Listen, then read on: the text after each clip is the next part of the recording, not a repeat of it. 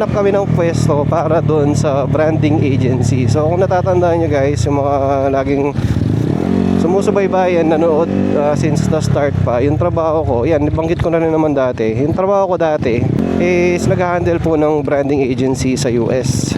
Kaso umalis ako doon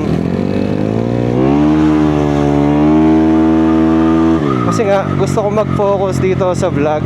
Actually pwede ko naman pagsabay. Ang problema kasi doon sa branding agency sa US, syempre yung baliktad yung oras. So pagod na pagod ako.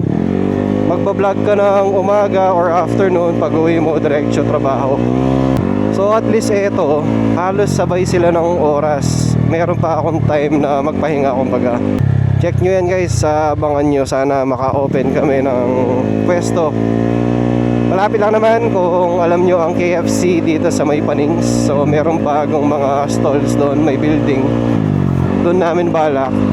Sana magustuhan ni Bossing para matayo namin siya agad. So lahat po ng needs nyo sa design, logo at kung ano-ano pa man, yun po ang i-handle namin.